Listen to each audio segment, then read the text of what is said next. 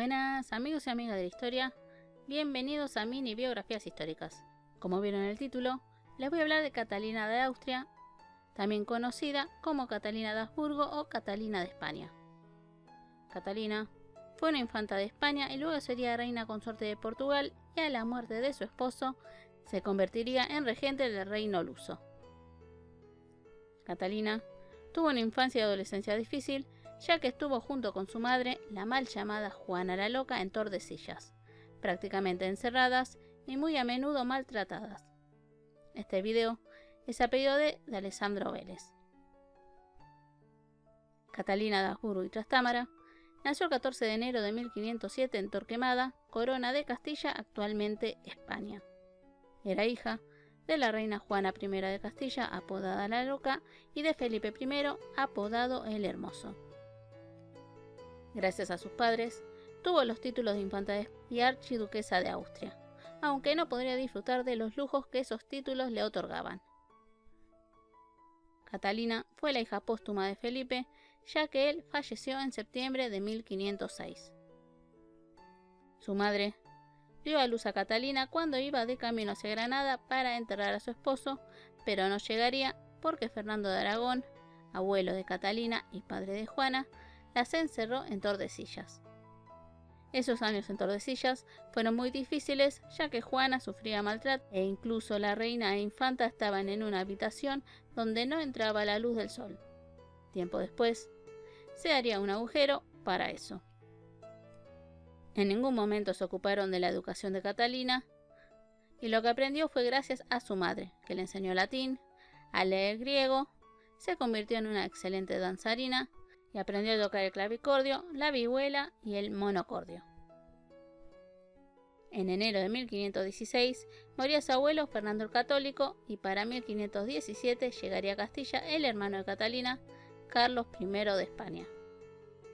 Para ese momento, Catalina, que ya contaba con 10 años, no había conocido a ninguno de sus hermanos. Al llegar Carlos, junto a su otra hermana Leonora, a Tordesillas, vieron a Catalina vestida con una simple falda y una chamarra. La cuestión es que Carlos sacó a Catalina de Tordesillas sin que su madre Juana se diera cuenta, yéndose a Valladolid junto a su hermana Leonor. Hay que contar que esos años en Tordesillas, Catalina no tuvo acompañantes acorde a su edad, sino solo la compañía de su madre y 2 damas. Pero su salida de Tordesillas no duró mucho, porque como era de esperar, Juana se dio cuenta y quería que su hija volviese. Llegó al punto de dejar de comer hasta que enfermó. Carlos tuvo que volver a llevar a Catalina a Tordesillas, y hay que acordarse de que Juana era la reina de Aragón y Castilla, aunque solo lo ejerciese Carlos. Catalina entendió a su madre, y Carlos trató de hacer más llevadero la vida en ese lugar. La infanta tenía su propia habitación y personas acordes a su estatus. Por ejemplo, Francisco de Borja e Íñigo de Loyola, más conocido como San Ignacio. Juana en ese momento presentaba alguna mejoría, pero al poco tiempo Carlos cambió de cuidador, quien sometió a maltratos tanto a Juana como a Catalina. Incluso, las hijas del cuidador usaban las joyas que Carlos le enviaba a Catalina. Lo que sí podían hacer Juana y Catalina era salir de sus habitaciones y caminar por el palacio. En 1520 se da el movimiento comunero, donde pedían que Juana asumiera su poder como reina.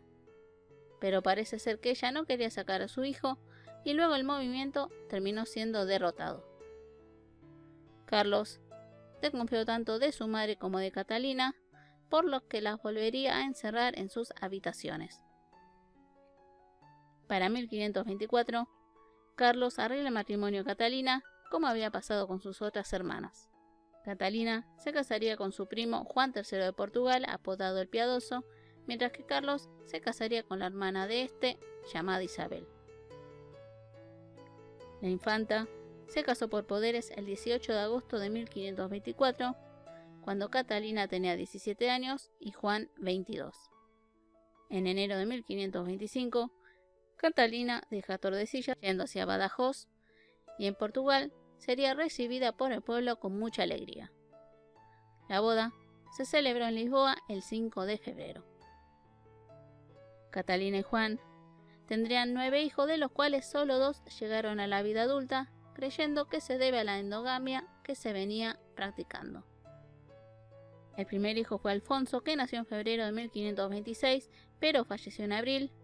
Luego María Manuela en octubre de 1527 y se casaría con su primo Felipe II de España.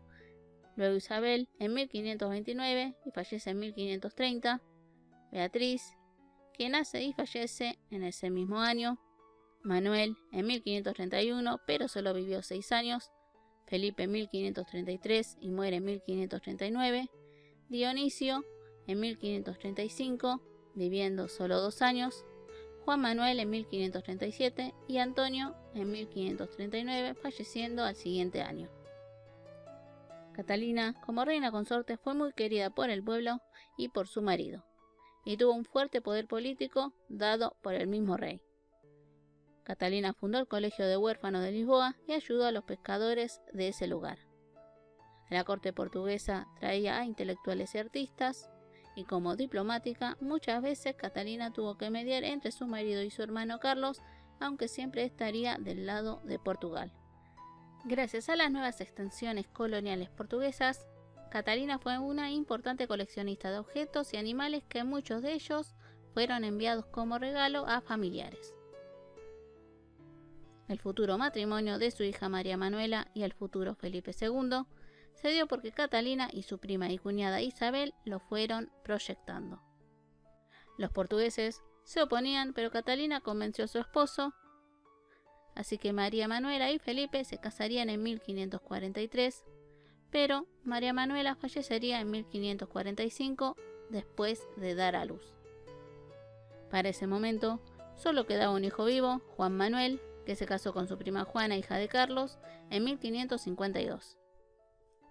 2 años después, muere Juan Manuel, aunque con el consuelo de que la princesa Juana quedó embarazada, naciendo el príncipe Sebastián. 4 meses después, Juana debe dejar a su hijo, ya que fue nombrada regente de España. El rey Juan III estaba mal de salud y le fue delegando a Catalina más responsabilidades junto con consejeros.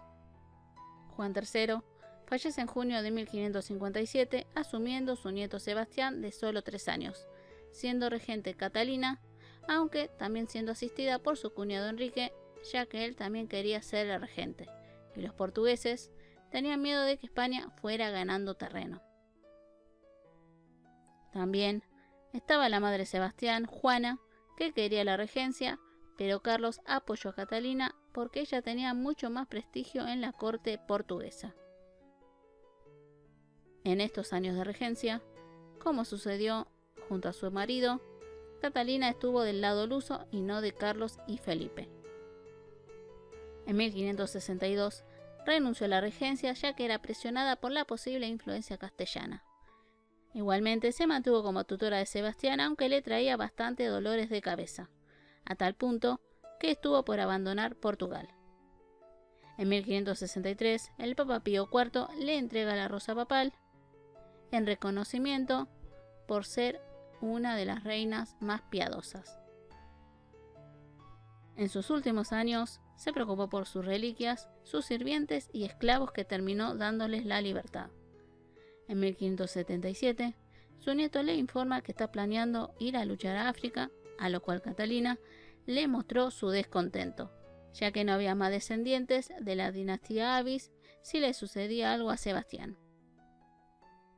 Catalina ya estaba muy débil y fallece el 12 de febrero de 1578 a los 71 años, estando al lado de su nieto, siendo enterrada en el monasterio de los Jerónimos en Lisboa.